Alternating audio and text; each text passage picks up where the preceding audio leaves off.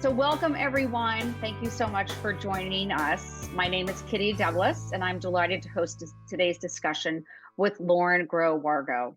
At BigTent USA, we put democracy above partisanship. We are a national women-led voter coalition dedicated to protecting democracy, women's reproductive freedom, and our children and grandchildren's future through education and civic engagement. And speaking of civic engagement, we have a lot going on our website. I'm going to turn our letter writing effort over to Bree Glover, who's going to give you an update. Bree, it's all yours. Hello, everyone. My name is Bree. Normally behind the scenes here at BigTent, helping with running the events. But most importantly, I'm helping with our letter writing campaigns. So we are chugging along. We have a very lofty but very doable goal of sending 100,000 letters out within our BigTent community. We're over 20,000 right now, and we have a lot of great momentum. But we just wanted to let everyone know, if you want something tangible to do to help our democracy that's proven to work, please consider writing letters with us. We have Get Out the Vote letters through Vote Writers, through Vote Forward, and we have voter ID and registration letters through Vote Writers. I'm very excited for today's conversation. Lauren Groh-Wargo is returning to BigTent. She's a top political democracy and civic engagement strategist, executive, and fighter for economic justice. In 2012, Lauren began a partnership with Stacey Abrams to chart and then execute a 10-year plan to build power and policy and wins for Georgia through supporting existing and building new civic engagement infrastructure. Spurred by wide-scale voter suppression during the 2018 election, Lauren founded and is CEO of Fair Fight Action, which focuses on fighting voter suppression and advancing voting rights. Fair Fight Action brings the full force of strategic campaign tactics and culturally relevant engagement and voter education to those most targeted by suppression and disinformation. Fair Fight played a leading national and battleground state role in the 2020 election and in the 2021 Georgia runoff. Lauren, thank you so much for coming back to BigTent. Thank you so much for having me, Kitty. Good afternoon, everybody. I'm Lauren Groh-Wargo. I grew up in Cleveland. I live in Atlanta almost 10 years, but I'm coming to you today from beautiful, sunny Savannah. And when we were talking about coming back to BigTent, first I was going to be here with Dr. Carol Anderson. She's on our board. She's an incredible friend and expert historian on how race and elections and voter suppression has worked in our country. Unfortunately, like Kitty said, she can't be here today, so you're only going to get me, but I'm going to give you some resources if you want to learn more on her valuable perspective, and I will share some of the nuggets that I like to share of hers as well. So the question I get asked the most right now overall is Georgia competitive? And so as we think about that, and before we start, I have a slideshow for you all. Before we start that, Eva, I want to remind people where we were 4 years ago. 4 years ago, we were finishing up primaries and in COVID, and we had those disastrous primaries in Wisconsin and elsewhere. And it was becoming clear that Biden was going to be our nominee.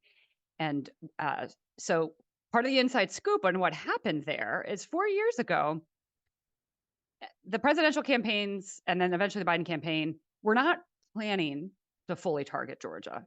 If y'all remember this, they had this like tier 2 kind of like Georgia, Texas maybe thing going on. So what we ended up doing is myself and Stacey Abrams, the co-founder of Fair Fight, went through a series of meetings with the top brass of the Biden campaign to negotiate their engagement in the state and to negotiate a real budget, not to Fair Fight, but for to negotiate a real campaign and their budget, a media budget and full staffing in Georgia, which they did do.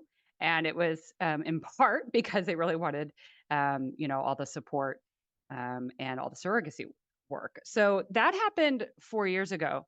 And so it's funny to me that today people ask me, is Georgia real? When I can tell you full stop that both sides of the aisle are spending in Atlanta, which is among the top 10 most expensive media markets in the nation. So if you see spending in the metro Atlanta markets, radio, TV, then that means the campaign's targeting the state. because you can't just go spend those millions of dollars. It's very expensive. We are seeing advertising from both the Biden campaign, the Trump campaign, and a full court press on media and a fully targeted state on both sides of the aisle. So this is the first time since the 1990s that we are really considered not a tier 2, but are in the top tier for 270. And with that, we'll start the slideshow and we will go from there. So if we go to the second slide, the way to understand what's happening in Georgia and around the nation, but particularly informed by what happened in Georgia 4 years ago, every single thing in Georgia that is happening on the anti-voting, on the right-wing side, is about the 11,779 votes that Trump lost by. And once you think about that and put that top of mind, everything happening starts to make sense. And since we were the closest losing margin for Trump, it starts to make sense on how the anti-voting world is thinking about their work nationally as well. And so you can keep clicking through, Eva. And so we see today an effort to shave the margin and to create the conditions to contest the results. Obviously, we're the only battleground state with the Trump accountability trial. And on top of it, that trial is about the former president's attempt to overturn the results, the famous phone call. So when you look at everything happening on the chilling participation side, challenging voter side, voter suppression side, before the election, all of it has a direct through line to trying to create the conditions to question and overturn the results successfully this time afterwards. And the two areas that are so specific and clear that I'm going to focus on in this conversation and then talk a little bit about how we're fighting back are on the changed rules on provisional votes and on mass voter purges, otherwise known as mass challenges. If you were on with me and Mark Elias a couple weeks ago, we talked a little bit about this, and targeting our most vulnerable American citizens, homeless folks, specifically. So we're going to dive in on all of this. So you can skip through the next slide. Well, quickly, these are the top battleground states. Go back real quick, Eva. They're little, but you can see these are the top pathways to 270. As you know, the Biden campaign and Trump campaign also are doing some activities in places like Minnesota, Virginia, Maine. But in terms of the core pathway to 270, Georgia is on that list. And so the short version of it, the answer is yes, absolutely, we are competitive. Next slide. So then going back 4 years ago, in that very small, less than 12,000 margin after the recounts and all of the fighting, in 2020, over 20,000 Georgians who are disproportionately Black, they're majority Black, voted by provisional ballot in the 2020 and 2021 runoff elections.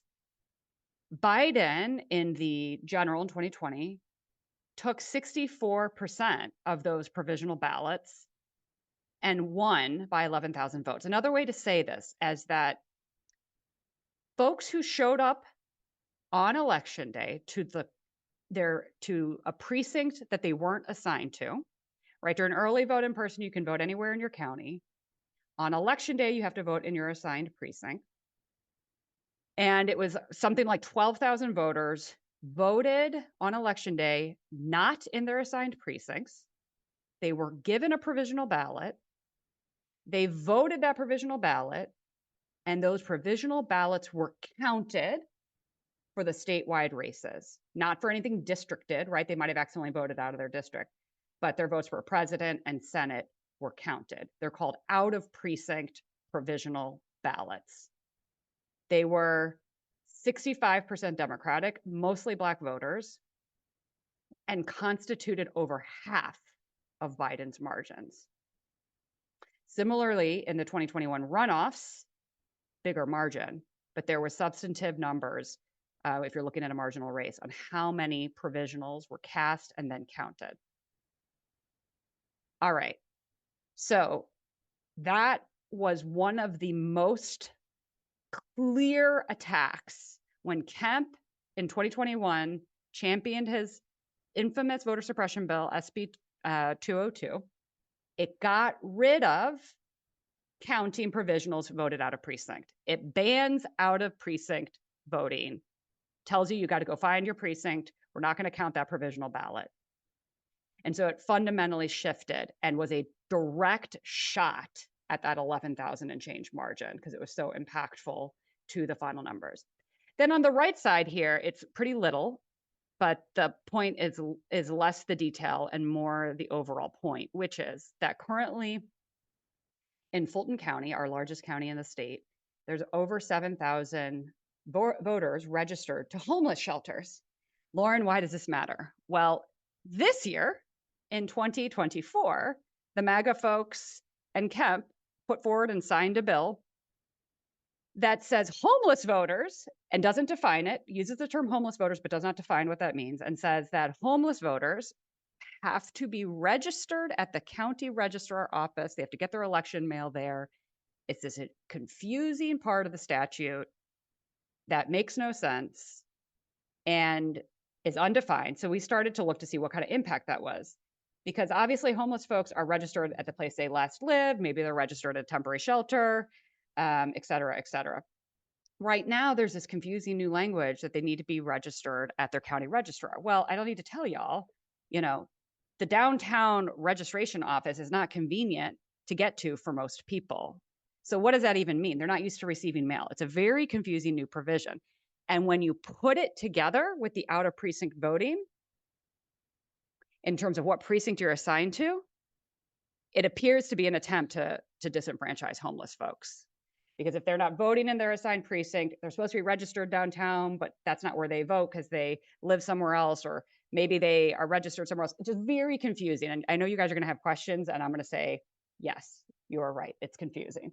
But the point is, when you are looking at this kind of margin and you're the other side of anti-voting folks looking at how you can impact it, you're starting to go shave the margins, punch down on the most vulnerable people in the state. Next slide. So we know it is a great article. Maybe Eva can put it in the chat for everybody. Fair Fight worked with ProPublica last year to really drill down into this issue. And this article talks about how 6 MAGA activists have been leading the charge the past couple of years on these mass voter purges, mass voter challenges, and how they've been focused on homeless folks. And if you read this article, it will then feed into the change in the law this year that further focuses on homeless folks. That 7,400 or so folks that we were able to find registered to shelters, you want to think, what percent African American do you think that list is? Somebody put in the chat. What's your off the cuff guess? 75% Black. So these goes to what Dr. Carol Anderson refers to as all of these laws and practices that are racially neutral in language, but racially targeted in real life. Next slide. So when you combine together what Kemp and MAGA folks did in the aftermath of the runoff that Ossoff and Warnock won, combined with what they put forward this year in the gear up to Trump v. Biden 2.0, taken together, this is very aggressive voter suppression. Y'all remember, maybe you saw Larry David and his hilarious curb on how SB 202 bans handing water out to voters in line, bans line warming, that practice that we all did, reduced drop boxes, made it easier to do the mass voter purges that True the Vote and others had done, shortened vote by mail, and then it banned out of precinct voting, essentially. And then combined now with the new law that just was passed a couple of weeks ago, removing QR codes from ballots, putting on really significant unfunded mandates on processing, burdening elections administrators, and then continuing to open more pathways for vigilantes to kick voters off the rolls via mass challenges or mass purges, and then these confusing and disenfranchising new rules for homeless voters. You can only understand all of this when you think back to that 11,700 votes. Kemp's quote in 2021 was, "I didn't like the results either. That's why I did something about it." And then him and the MAGA crew took a step further to change rules again in the lead up to this election. SB 189's effective date is July 1, 2024. So these election administrators and others have new rules, voters have new rules, putting into effect just months before early voting. And the next slide, again, don't worry about it too much. We're about to make this public and we'll get it to BigTent to share around. It's going to be on our social media. I asked our team to create a flow chart on how these mass voter challenges are supposed to work. And this is where a local activist in a county can bring to the Board of Elections a list of voters, and they're supposed to come with evidence on why they shouldn't be on the rolls. True the Vote did this.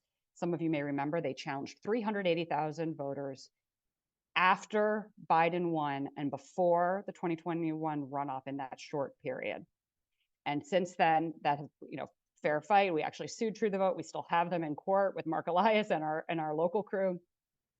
But the laws have become more and more permissive. But it's also extremely confusing. It's confusing to the Board of Election members. It's confusing to voters. But there's this whole system. Once folks are challenged locally and the list of voters are brought, that they're supposed to happen, including mailing. Ultimately, if the challenges are approved by the board, mailing a letter to the voter to say you have been challenged and that you need to appear at a hearing, and that the process to remove you from the rolls has begun. And so our mission is, and what we do is every time those challenge letters go out, we contact voters as well for them to know their rights. And then we work our darndest to ensure that the challenges are stopped before they even get to the voters. And so far this year, most challenges have been rejected by the boards of elections for not having enough evidence, but they're continuing to come. And to give you a sense of scope and scale that we're dealing with, the next slide shows since SB 202 was passed in 2021, and we saw this become the voter suppression du jour of the right-wing anti-voting ecosystem, we are seeing just huge numbers of voters being challenged. And when I say 1 in 13 voters in our very large, most diverse county, Gwinnett, have been challenged, it doesn't mean that 1 in 13 voters have actually gotten the challenge letter saying they're being kicked off the rolls. It's from our analysis of the data. It's all public data. When they bring a list to get challenged, we analyze the data. So we know already, since the last presidential and since SB 202, this is an attempt to change the voter rolls, intimidate voters, and shave the results. Death by a million cuts. There's no statewide database that you can go get this challenge list when they've been submitted. It's organizing county by county, fighting county by county. Sometimes it's 800 mass challenges. Sometimes it's 46 mass challenges. Sometimes it's 1,200 mass challenges. And then we've seen previously instances where it's 10,000, 15,000 at a time. And that's what we're preparing for. And then the data we analyze on all of these, consistently the challenges, whatever community they're targeting, are disproportionately Black voters, disproportionately Asian American and Latino voters, lots of college students and young people. They just challenged in Macon, Bibb County, a whole bunch of students at Mercer, challenged a lot of people at PO boxes, that kind of thing. And so they are disproportionately targeting Democratic-leaning voters. Next slide. And we know from talking to voters how intimidating it is to get that letter, to try to go through this hearing process. We have collected hundreds of stories from voters who have been challenged. Some of them are part of our litigation against True the Vote. This gentleman was a retired Army veteran who was challenged. He said it invoked PTSD. He said it was like he was being criminalized for just trying to vote, and said it felt incredibly racially and politically motivated. So we've gotten these stories, and it's just very intimidating. And I think he's such a painful and powerful example. He's a military veteran. This is not a man who you would think would be easily intimidating, but the shame and intimidation impacts of this around voting and making it feel like you did something wrong is part of the point, right? And so our mission is to inoculate against these strategies, get ahead of them, and then support voters along the way so that they're able to cast their vote and have it counted. Next slide. As we then tie in, this was going to be where Dr. Anderson was going to help me, but as we look at these tactics today, what is so jarring is how they are direct echoes of our racist Jim Crow history in the South and in America. A couple months ago, I was sitting in the state Senate hearing when they were discussing the latest voter suppression bill. And MAGA Republican after MAGA Republican was taking the mic and talk about how they had to clean the voter rolls. We have a whole transcript. All the times they talk about cleaning the voter rolls, cleansing the voter rolls of undesirables, homeless folks, right? Essentially. So they always use this race neutral language. That language is exactly the same language from the genesis of these mass voter challenges. Mass voter challenges started in Georgia in the 1940s when Black World War II veterans were coming home and had been more fully enfranchised. And so the white conservative power structure started organizing vigilante brigades to challenge those voters individually and en masse at the polls and before voting. That's where it started. And they used the same language as the MAGA anti-votes of today, cleansing the voter rolls. And these brigades of folks and vigilantes, they proudly use that term, challenging Black voters. Next slide. And we know this lie of voter fraud, this lie and this anti-American, anti-patriotic, anti-democratic idea that somehow we've got to cleanse the voter rolls of all these undesirables is always heightened in moments of demographic change. That's the story of our country. And today in Georgia, we are likely have hit a demographic inflection point. According to the 2020 census, Georgia was just under 52% white. And as we know the population trends are going, we believe Georgia right around now, 2024, 2025, is majority people of color. Whites have moved into the minority. And then the voter file lags, obviously, population. And so we expect it'll take a couple more years at least for the voter file to be minority white. But this is a massive shift. If you're a conservative, largely white minority, and you look at the population trends around you, they believe they're on a patriotic mission to preserve America in their view as this demography has changed. That's the sort of language. Next slide. And so mass challenges are now moving all over the nation. The grifter anti-voting organizations are using this to raise money. There's a whole slew of organizations that are putting out press releases and blast emails about all their work to cleanse the voter rolls in all kinds of states from undesirables. There's a whole massive disinformation and legislative effort by the far right to ban non-citizen voting. We saw it in state legislative chambers across the country this winter and spring, and moving in Congress as well. Non-citizens cannot vote in federal elections. There need not be a slew of new laws or discussion, right? But this is a fear-mongering, divisive tactic to try to distract us and to try to bring this farcical notion of voter fraud up into the zeitgeist as a real thing. And that's why you're seeing more mass challenges moving all over the nation. Next slide. And so all of this is coming in the context of the RNC filing a lot of proactive litigation, trying to curtail access all over the country, suits in Arizona, Pennsylvania, and many others. And then their plan to have their anti-voting folks, monitoring drop boxes in all the boards of election meetings. Their folks like to go to board of election meetings when they're talking about the early vote plan. And if people stand up in the meeting to advocate for more early voting, they like to take pictures of them and try to intimidate them and not have them advocates. Any pro-voting advocacy happening right now in our country and in battlegrounds is being sort of tracked and threatened by the other side. At the same time, there are so many opportunities for folks to come and help and to drown them out because they are a small, very loud minority of majority, very pro-voter folks in these spaces. So that's our mission, is to prepare for all of this, but to gird our supporters and the pro-voter activists to go into this to advocate and to support voters. Next slide. This is our country's history. And if you haven't read Dr. Anderson's book, One Person, No Vote, the history and recent history of voter suppression, it's a great book to get up to speed on this. And she ties together how historically this lie of voter fraud, that all these undesirables were voting. In real life, we know we have work to do just to get people to exercise their right. We're not really worried about double voting and voting all over the nation. That's not actually the issue.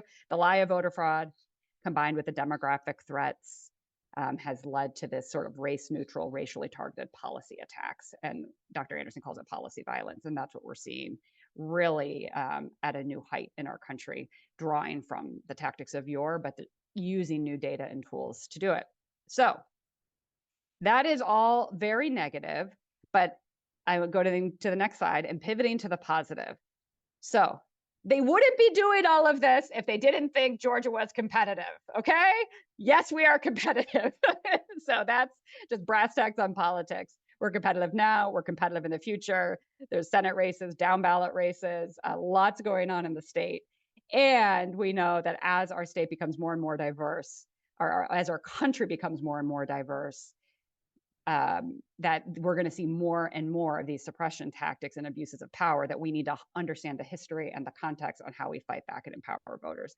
So our work is to say, if your vote didn't matter, if your vote wasn't powerful, they wouldn't be trying so hard to suppress it, and helping organize a positive backlash to all this intimidation tactics, and then helping facilitate voter by voter, BOE by BOE, supporting access and supporting the right to vote, and organizing around these when they do it. We were able to thwart most of those huge True the Vote challenges in 2021 runoff, and we're organizing with our allies to thwart these challenges again and to advocate for voters. And we're going to be rolling out a whole great set of tools in June to support voters in the language they speak, to make sure they get the resources they need, get ahead of all of these challenges, working with the media and others to make sure people really understand it, so that we can then show as we go into the fall that their tactics are craven and corrupt, and that people want access to the vote. They want forward momentum in our country, and we need to shore up this fundamental right so then we can get to the policies we need, like access to abortion care, healthcare, affordable housing, and so many other reasons that we're all in this fight. So with that, we can pull off the slideshow, and Kitty, I will pass the mic back to you. Great. Thank you, Lauren. A lot to process and think about. It is very enraging that this is how our certain state governments respond to an election where more people voted than ever before, even in the face of a pandemic. So let's just go into some questions in the chat, and then we can broaden them out. But my friend Beryl wanted to know, in terms of the homeless voters who are being targeted by that law, how many of them are veterans? And you did talk about one veteran in particular, but you said 75% are Black, but how many are veterans? Because that would seem extremely pernicious to throw people off or not let them vote, and they've served our country. Yeah, I don't have the data on that specifically, but I can tell you that we are working with homeless advocates right now to get ready for this implementation deadline of July 1, and any confusing messages that are put out, and then the challenges that I expect. Because what you see in a mass challenge is, it could be perfectly possible for a challenger to pull data off the voter file and just challenge all the voters registered at a homeless center, right? So we're getting ahead and getting ready for that. And then we're working with some of our allies to talk about how some of our allies that do voter registration and who do voter registration drives, how we can support them on making sure the homeless and sort of transient housing community re-registers, make sure they have the most up-to-date registration, that they have thought through their plan to vote. And there's lots of ways we can do that outreach that's quite organized and nonpartisan, and really wonderful to support. So for those of you who are interested in that, get involved with Fair Fight. You can financially support that work. And then I did see a question in the chat that I could preemptively do, Kitty, if you want, which is how do folks help outside of Georgia? So one of the ways folks help outside of Georgia, if you go to fairfight.com and you sign up to become a volunteer, one of the areas for more dedicated volunteers, not casual volunteers, that if you have more time, we can run you through a process with the team to help us collect voter stories. And you can do that from anywhere in the nation, and we train you on how to do that. It takes more time. We do training and vetting and do all kinds of things to get you to that place.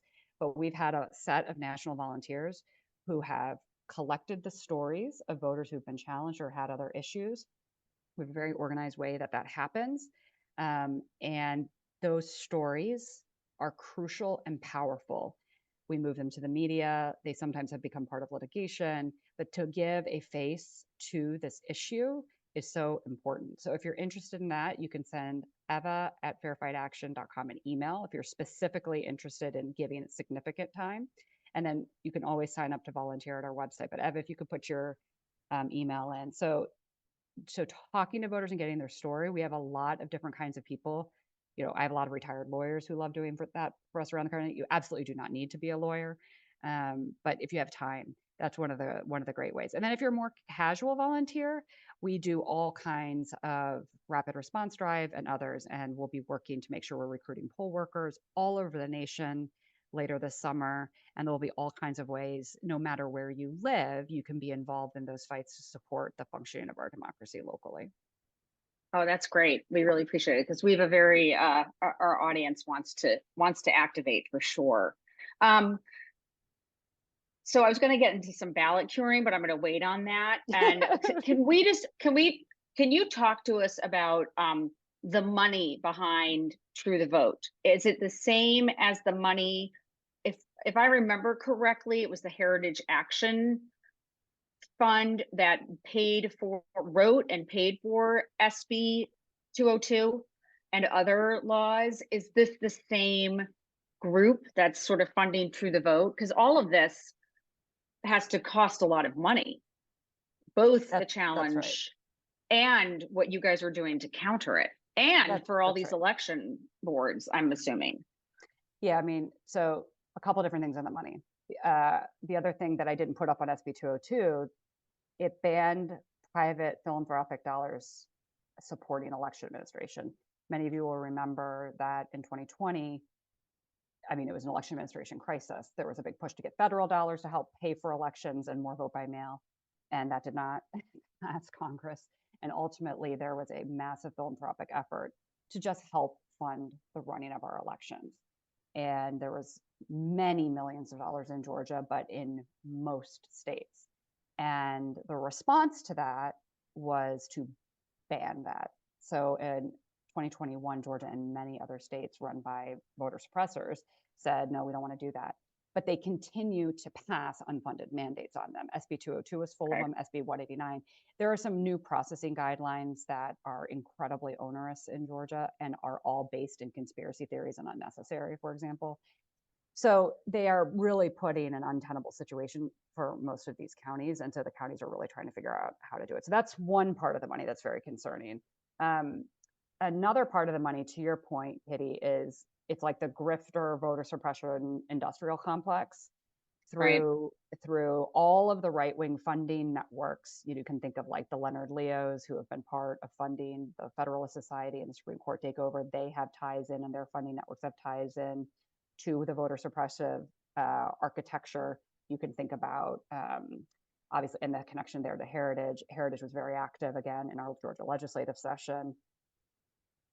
One of the very problematic characters in the show is Burt Jones. Many of you may remember, if you're really in the weeds, he's one of our unindicted fake electors here, election and conspiracies. He is our lieutenant governor and actually runs our state senate. It was very clear through the process that both he and True the Vote and Heritage were working closely with his Senate committee, that this was a huge priority to get this done.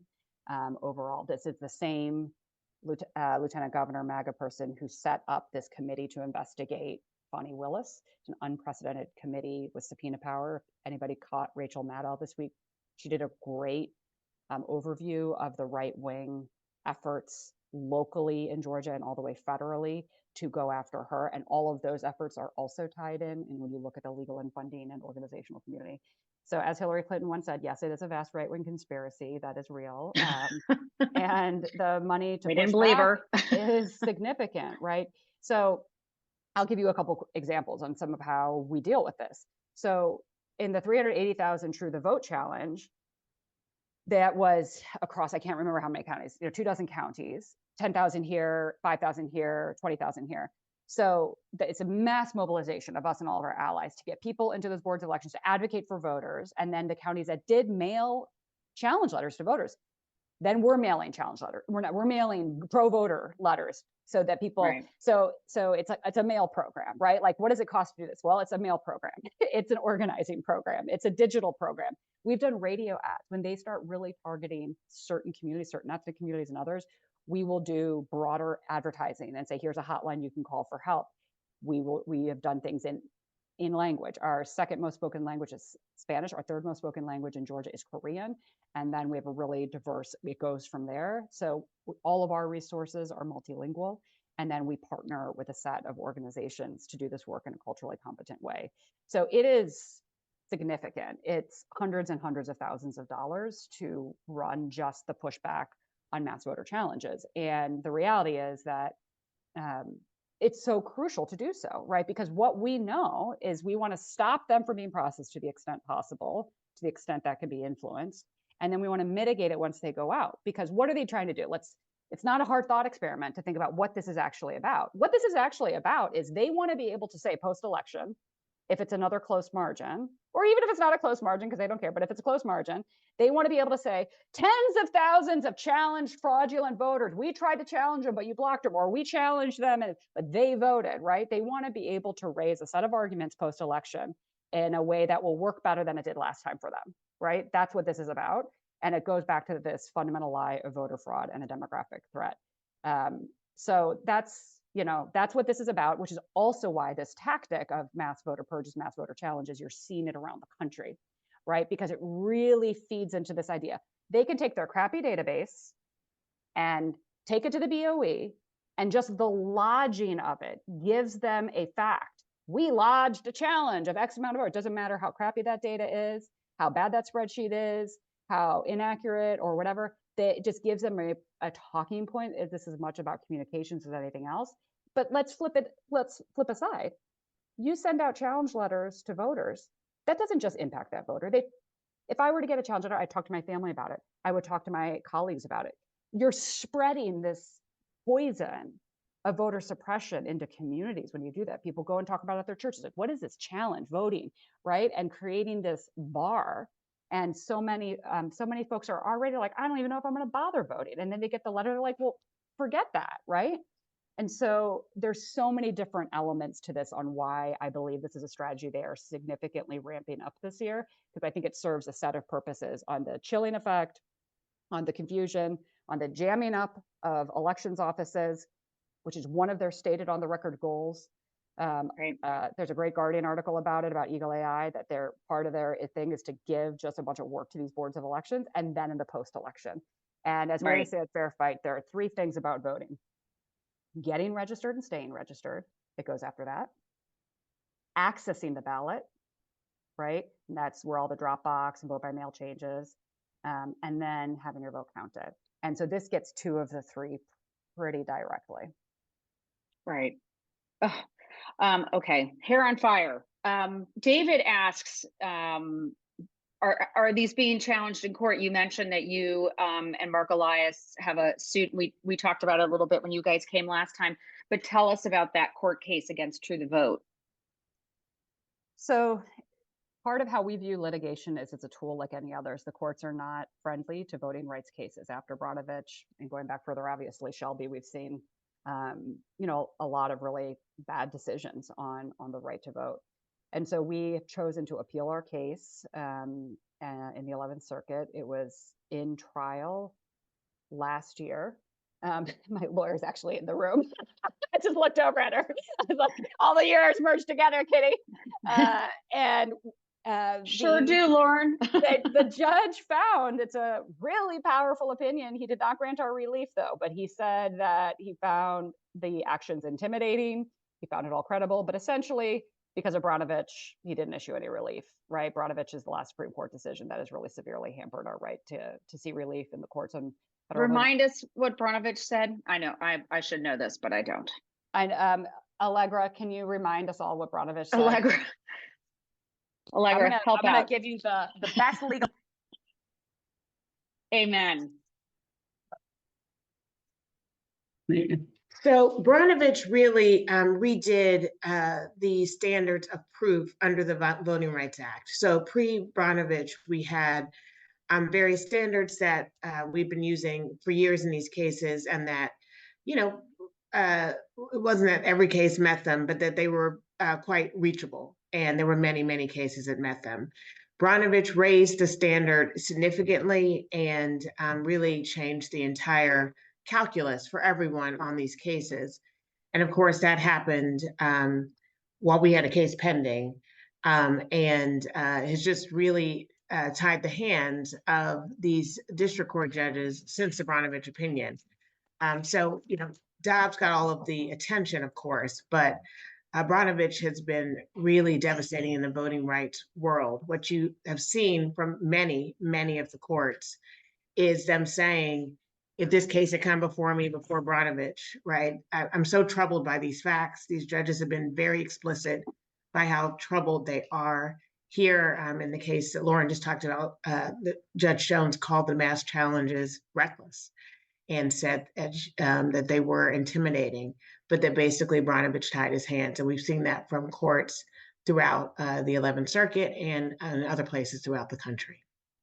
Allegra, All right, that was not planned, everybody, but the No, lead I know. litigator against True the Vote happened to be with me, and she rolls with the punches really well. So Yeah. she's an incredible voting rights expert going back to Bush v. Gore. So would passing the Freedom to Vote Act or the John Lewis Voting Rights Act override Brnovich?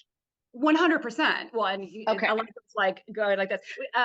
No, here a couple of things. Number one, this recent bill would have had to be pre-cleared. It would have had to go through pre-clearance had the Voting Rights Act been renewed. And then number two, had freedom to vote been passed, mass challenges were explicitly banned, the practice. And so Allegra's got an additional point. And I'll just add thank you. One additional piece is that, remember, Brnovich interpreted the Voting Rights Act. So those standards of proof are the ones we're stuck with right now until we get new legislation. But new legislation presumably would create standards of proof in a very explicit way that would not be such a high bar, right? Those of us who do this work believe that Brnovich was designed to limit our access to the courts.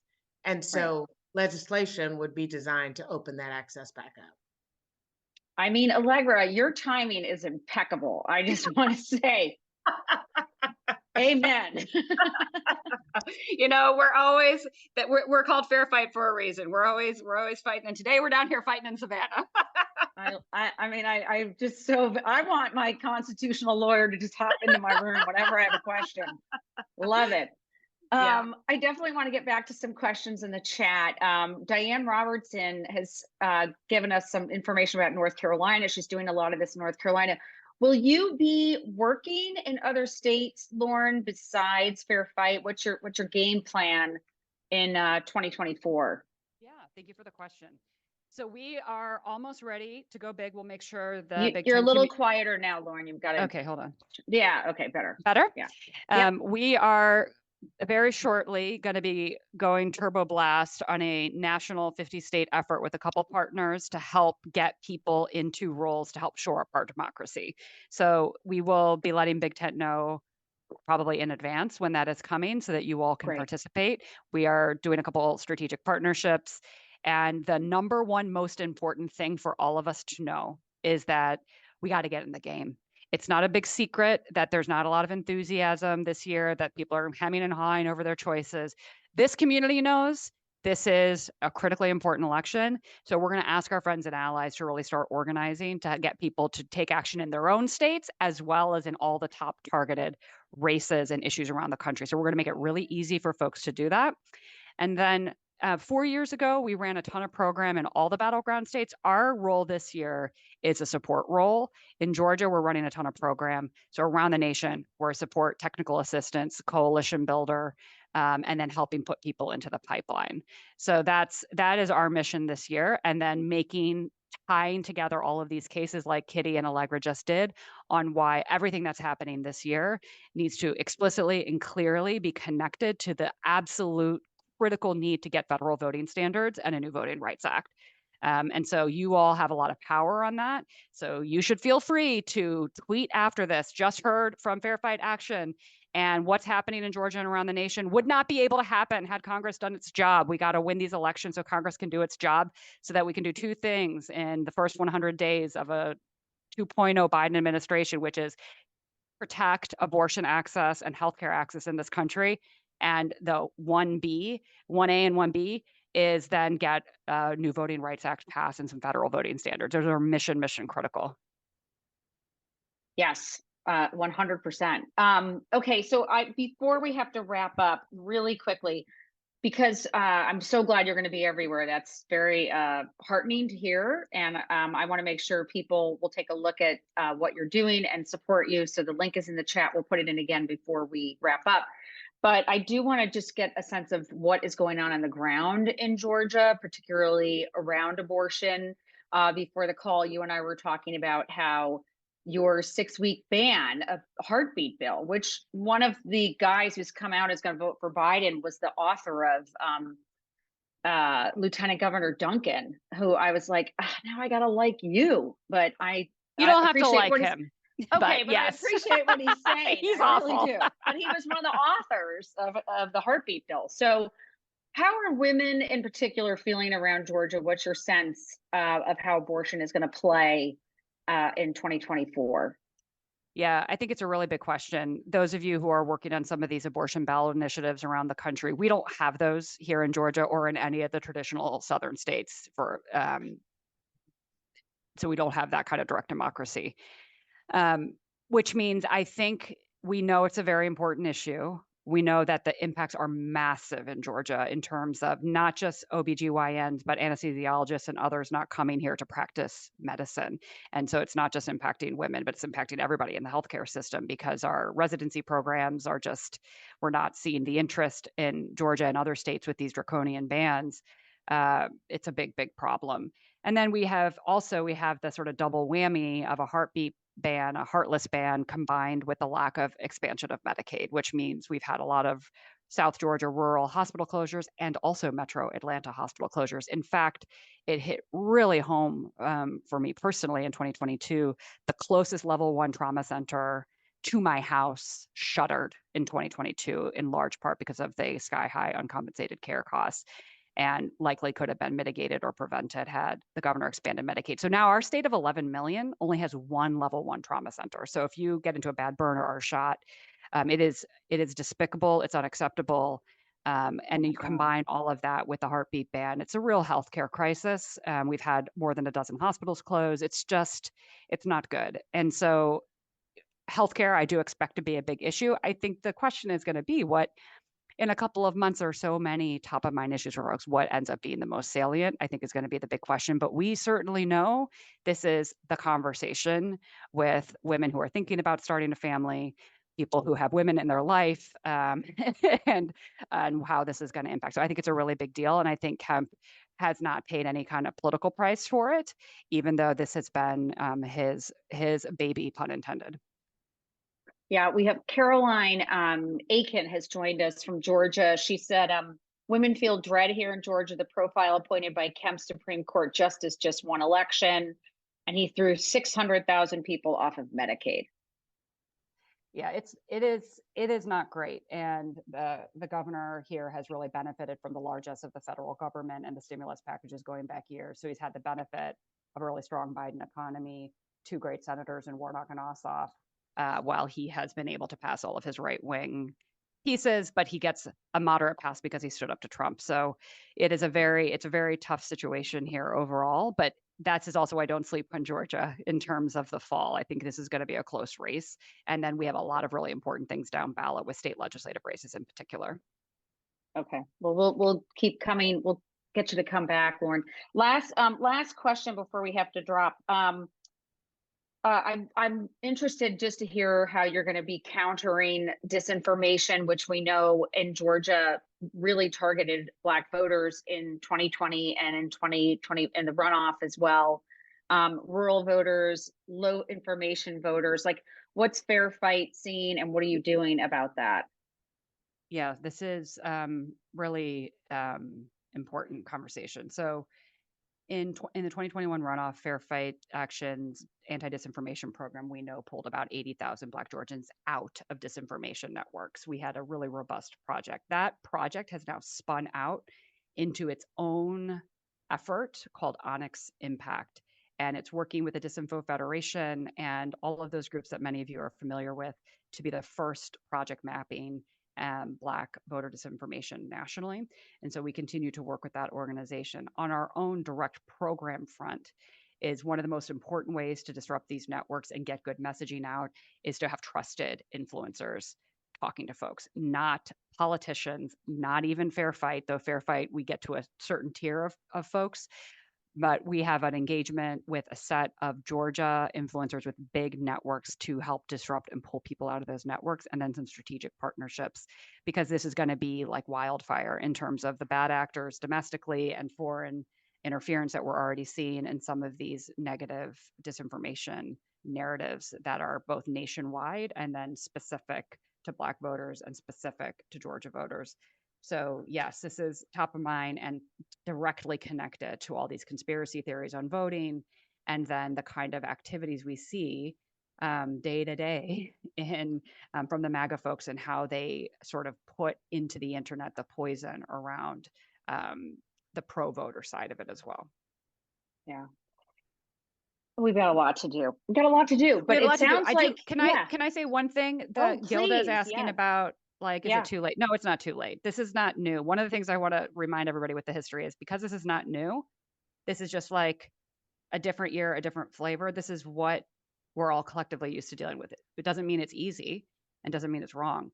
But just because it's hard and just because we're up against a coordinated, really cynical, mean, racist strategy doesn't mean that we can't persevere and will not persevere. I mean, the story of here and of our nation and of the South is one of continuing to fight, right? This is just the story of America. It's just a different chapter. It's just a different day. It's the same story, right? It's the same story. So sometimes when I'm feeling really despondent, I just remember, like, this is just what we fight in America. We fight a small radical group of anti-democratic folks who really do not like this multiracial democracy we're all trying so hard to build. And that is the story of our country. So we're not despondent. We have our moments, but for the most part, we're not despondent. We have an incredible organization, incredible allies, incredible voters, and incredible activists. And so I know many of you have supported so many of our great organizations down here and Fair Fight. So thank you for that. Keep supporting. We need your funds. We need your activism. Do not take this briefing to be discouraging. Take it as a call to action on they're fighting really hard. So we have to fight really hard too. We're going to fight harder, and we are on the right side of it. That's right. We are. And we will make sure that we promote those great calls to action for people who don't live in Georgia. And also, if people want to do the more work, like you were talking about with sharing the stories of voters. So I just want to say thank you again so much, Lauren, for coming. We're very